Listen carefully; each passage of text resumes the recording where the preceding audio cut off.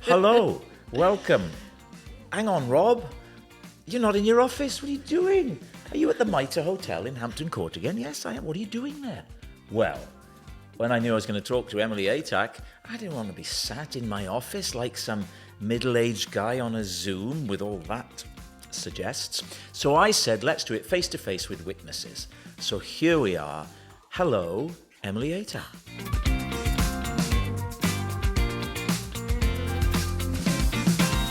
Hello, thank you for saying my last name correctly.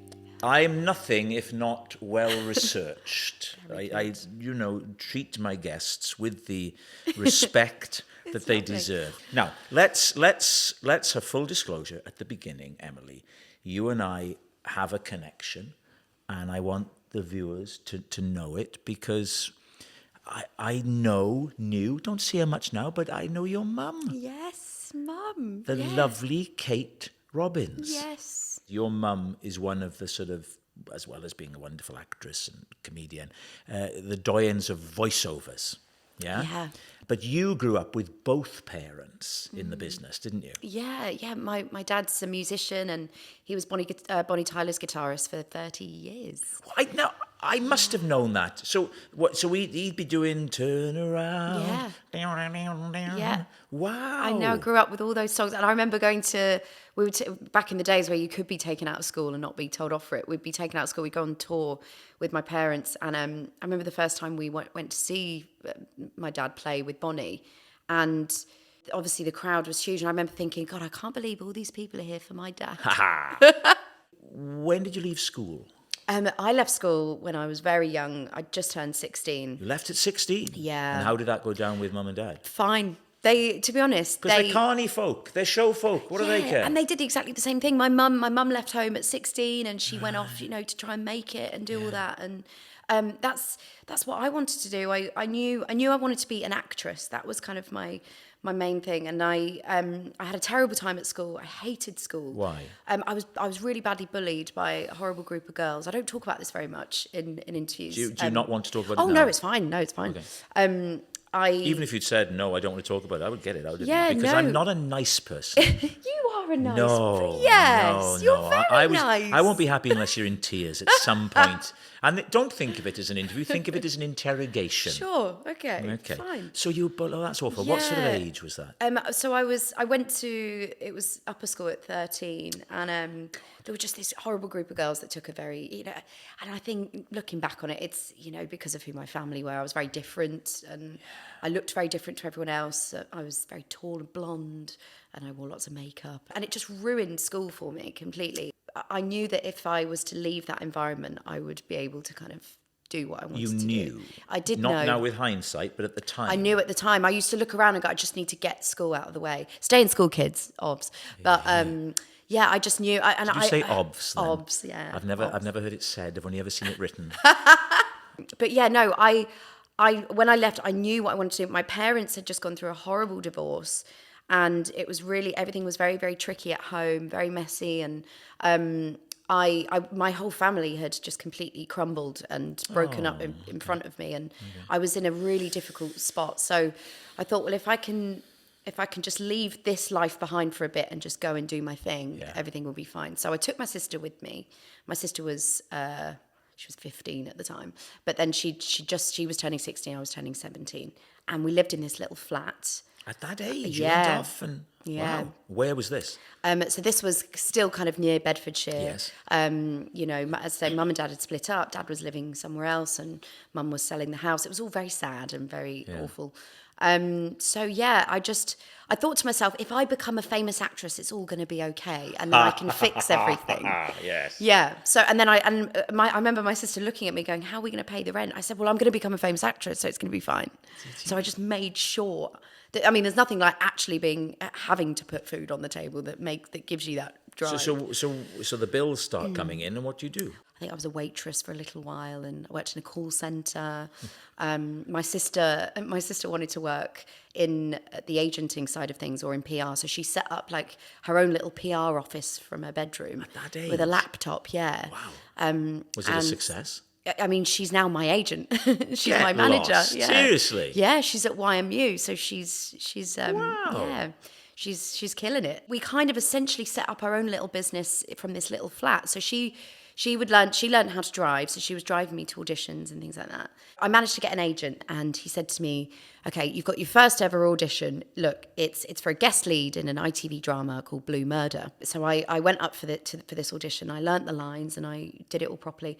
And I got the role. It was my first ever audition ever. And I don't know what it was. I must have just had a complete naivety to it, and just, I was fearless. And then straight after that, an audition came. I saw an audition. I think I saw it in a magazine or something for a show called Baggy Trousers, which is now the Inbetweeners. Right. And yeah, I said to my agent, I really want to go up for this, and he was like, look, it's very unlikely. There's thousands of girls auditioning for this role. And I read the role and I went, no, this role's perfect for me. It's perfect for me. I've got to Describe the character to us. Okay, so, well, it was funny I'm because... interested you say I'm perfect for this role. Okay, she was the... oh, God. She was the naughty, promiscuous schoolgirl that the main character, Will, has a crush on. She's the most popular girl at school. She's sexy and this and that. You probably wouldn't be able to say that in a character breakdown now. It was all very much just like young schoolgirl, fit, sexy, promiscuous. I was like, yep, sign me up, baby. So yeah, and I just went in there, and I remember saying in the audition room, I said, and I would never say this now because I know the etiquette of an audition now. I said, there is nobody out there that can play that role better than me. Charlotte Hinchcliffe is made for me. This is my role, and I need this role. And they would just kind of went, okay, thank you, Emily. And I thought, oh, God, I might have balls that up. And then I got the role that day. We agree with you. You are the person for this role. Yeah. So, and then from there, my life just completely changed. But I didn't know it was how big it was going to be. And of the four boys, which one did you like the least? Oh, I can't say that. Who did you have the best rapport with then? Well, I think it's got to be Simon Bird. We did all of the first scene we did together was that, the scene where he's pogoing on top of me in that bed. And all the boys, I think Simon Bird celebrated his 30th birthday whilst we were doing the Inbetweeners. So did he? Yeah. All the boys were in their late 20s. Really? Yeah, and they were all Totally turning 30. believe them as students. Well, and the reason why I knew this is because every time I went into the makeup truck in the morning, they're all shaving their chests, and I was the baby of the group, and they were so lovely. They looked after me, and obviously all the scenes we were doing there were quite sexual. But and I remember the first day he had to get on top of me, and I remember sort of saying, I'm going to have to say something to break the ice. And I said, ooh, how does it feel getting on top of a 17-year-old? And he went, oh my God, are you 17? Oh no. And he was mortified. And I thought, well, that's broken the ice, at least. So suddenly now you're in a proper bona fide, by anybody's standards, this is a hit. This is a show. So how did that change things? I remember my agent saying to me at the time, he said, we're going to have to be really careful here because to get a hit as one of your first ever jobs is very difficult to maintain. I was just saying yes to everything because I was like, this is amazing. And I remember sort of my management at the time going, we need to calm down a bit because, I was doing Dancing on Ice. I did that. And then all the peripheral things. I was doing all the big kind of things maybe too soon. I don't regret anything, but at the end of the day, I also needed to pay my bills, and I was enjoying it. It was great. I was on the front cover of all these lads mags, FHM, and all this kind of stuff. And again, you get older and you slightly cringe at those things now. But then that was how. The lads mags and all that stuff, that was how you promoted your work. Yeah. Well, that's how I promoted work. In those days. Yeah, it was the right thing to do at the time. That was my career and how I knew it. I was the sort of blonde girl next door type that was doing the lads mags and doing the little bits in the movies and in the cool sitcom that everyone was watching, and it was all great and fun. And so, how long when did that change then? And was that was that a conscious decision, or did it just evolve? I was approaching kind of my 20s, and then I thought to myself, well, I've got to change the game a little bit because I can't pose in my pants forever, So it's the same with me. I mean, I got to the. You can pose in your pants forever. Why would you laugh? I don't understand. But I think as a woman, it is really difficult. It's hard to know the right decisions. I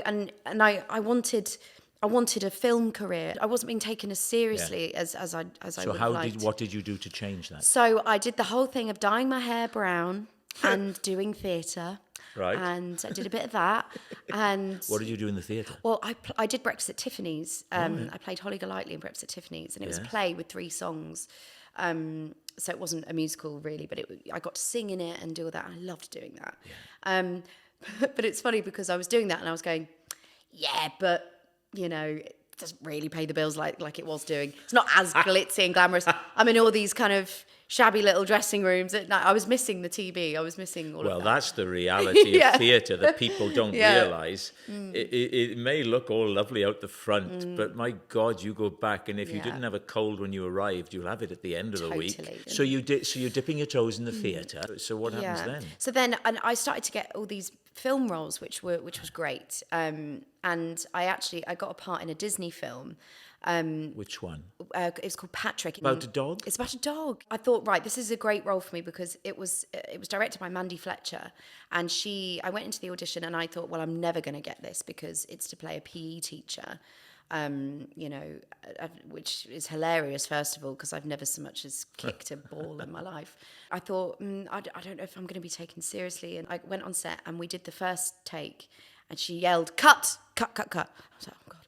And then she came on set and she went, you're flirting. What are you doing? You're flirting. You're flirting. And I said, what do you mean?